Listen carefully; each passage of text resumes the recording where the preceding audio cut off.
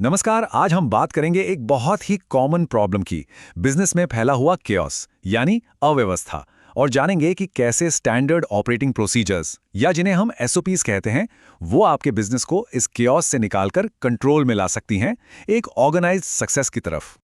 ये सवाल शायद हर बिजनेस ओनर या टीम लीडर ने कभी न कभी महसूस किया होगा, है ना?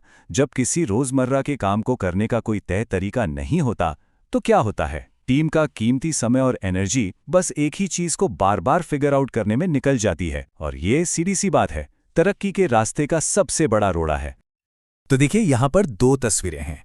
एक है एसओपी से पहले की दुनिया, जहाँ सब कुछ बिखरा हुआ है, केओस है, एक ही काम बार बार करना पड़ रहा है। और दूसरी तरफ है एसओपीज के बाद की दुनिया, जहाँ एफिशिएंसी है, क्वालिटी है और सबसे ज़रूरी कंसिस्टेंसी है। और इन दोनों दुनियाओं के बीच का जो ब्रिज है, जो पुल है, वही है एसओपी। तो चलिए फटाफट देख लेते हैं कि आज हम क्या क्या कवर करने वाले हैं। सबसे पहले हम इस ऑपरेशनल कियोस्क को खत्म करने की बात करेंगे। फिर एक अच्छी एसओपी दिखती कैसी है, उसकी एनाटॉमी को समझेंगे। उसके बाद सबसे जरूरी, इसे बनाने का 5 स्टेप प्रोसेस जानेंगे। और आखिर में ये कैसे पता करें कि जो एसओपीज हमने बनाए हैं वो काम भी कर रहे हैं या नहीं। चलिए तो शुरू करते हैं हमारे पहले सेक्शन से, ऑपरेशनल केओस का अंत। तो सबसे पहले ये एसओपी यानी स्टैंडर्ड ऑपरेटिंग प्रोसीजर आखिर है क्या? देखिए, बहुत सिंपल भाषा में ये किसी भी काम को करने के लिए स्टेप बाय स्टेप इंस्ट्रक्शंस का एक सेट है। इसे एक तरह की रेसिपी बुक समझिए। इसका मकसद क्या है? बस 3 चीजें: क्वालिटी कंट्रोल, एफिशिएंसी और कंसिस्टेंसी। मतलब हर बार काम एक ही स्टैंडर्ड से हो, तेजी से हो और सही तरीके से हो। अब जब हम समझ गए हैं कि एसओपी क्या है, तो चलिए इसके दूसरे सेक्शन पर चलते हैं और इसकी बनावट को समझते हैं। मतलब एक बेहतरीन एसओपी के अंदर होता क्या क्या है, क्योंकि ये सिर्फ इंस्ट्रक्शंस की एक लिस्ट नहीं है, बल्कि इससे कहीं ज्यादा है। तो देखिए, एक अच्छी एसओपी में ये कुछ चीजें होनी ही चाहिए। सबसे पहले उसका एक क्लियर नाम, ताकि पता चले कि ये किस काम के लिए है। फिर आता है पर्पस यानी उद्देश्य, कि भाई एसओपी बनाया ही क्यों जा रहा है, इसका स्कोप क्या है, मतलब ये कहाँ कहाँ लागू होगा। सबसे जरूरी, कौन सा इंसान या डिपार्टमेंट इसके लिए जिम्मेदार है। और आखिर में इस काम को करने के लिए कौन से टूल्स या सिस्टम्स इस्तेमाल होंगे। ये सब मिलकर इसे एक पावरफुल टूल बनाते हैं। तो सवाल उठता है कि एसओपीज की जरूरत पड़ती कहाँ है। सच तो ये है कि बिजनेस के लगभग हर हिस्से में, लेकिन जैसा कि हम यहाँ देख सकते हैं, कुछ एरियाज में इनकी प्रायोरिटी बहुत हाई होती है, जैसे कि ऑपरेशंस, सेल्स और मार्केटिंग और कस्टमर सपोर्ट। क्यों? क्योंकि ये वो डिपार्टमेंट हैं जो सीधे सीधे बिजनेस की परफॉर्मेंस और कस्टमर के एक्सपीरियंस पर असर डालते हैं। एचआर और फाइनेंस में भी इनकी जरूरत है, लेकिन शुरुआत अक्सर इन हाई प्रायोरिटी एरियाज से की जाती है। ओके, तो अब थ्योरी से प्रैक्टिकल पर आते हैं। ये तो समझ लिया कि एसओपी क्या है और क्यों जरूरी है, पर सवाल ये है कि इसे बनाया कैसे जाए। चलिए अब देखते हैं इसका 5 स्टेप क्रिएशन प्रोसेस। ये प्रोसेस बहुत लॉजिकल है। स्टेप 1, उन कामों को पहचानिए जो बार बार होते हैं या बहुत जरूरी हैं। स्टेप 2, अभी वो काम कैसे हो रहा है उसे डॉक्यूमेंट कीजिए, कौन क्या करता है ये सब लिखिए। स्टेप 3, अब सोचिए कि इसे और बेहतर कैसे किया जा सकता है, बेस्ट तरीका क्या है।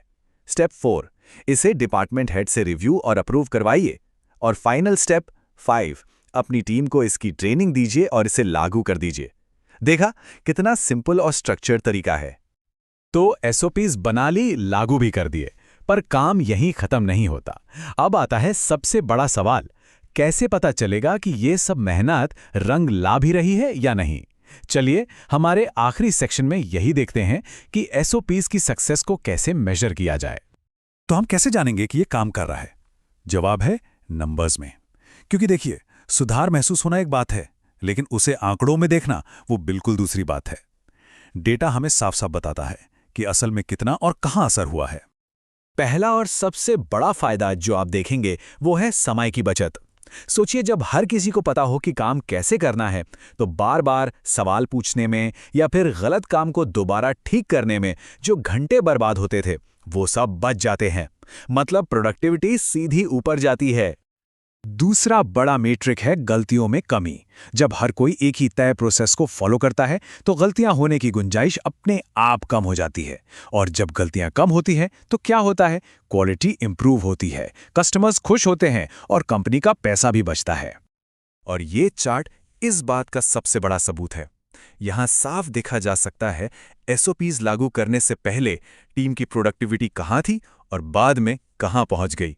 ये एक छोटा-मोटा सुधार नहीं है, ये एक जबरदस्त जंप है। नंबर्स झूठ नहीं बोलते। एक बहुत जरूरी बात याद रखने वाली है, एसओपीज पत्थर की लकीर नहीं होते। उन्हें बनाना एक बार का काम नहीं है। बिजनेस बदलते हैं, टेक्नोलॉजी बदलती है, तो आपके एसओपीज को भी अपडेट होना पड़ेगा। इसलिए एक रेगुलर रिव्यू साइकिल बनाना बहुत जरूरी है, ताकि वो हमेशा रेलेवेंट और असरदार बने रहें। तो कुल मिलाकर ये जो पूरी यात्रा है, ये बस एक मानसिकता के बदलाव की है। रोज रोज की समस्याओं को सुलझाने यानी रिएक्टिव होने की बजाय एक ऐसा प्रोएक्टिव सिस्टम बनाना जो उन समस्याओं को पैदा ही ना होने दे। ये है असली सफर, केओस से कंट्रोल की तरफ। तो आखिर में बस एक सवाल के साथ इसे खत्म करते हैं, जो सोचने लायक है। वो कौन सी प्रक्रियाएं हैं जिनमें मानकीकरण की कमी है और जिनको बेहतर बनाने के लिए तुरंत एसओपीज की जरूरत है? सोचिएगा जरूर, क्योंकि असली बदलाव की शुरुआत इसी सवाल के जवाब से होती है।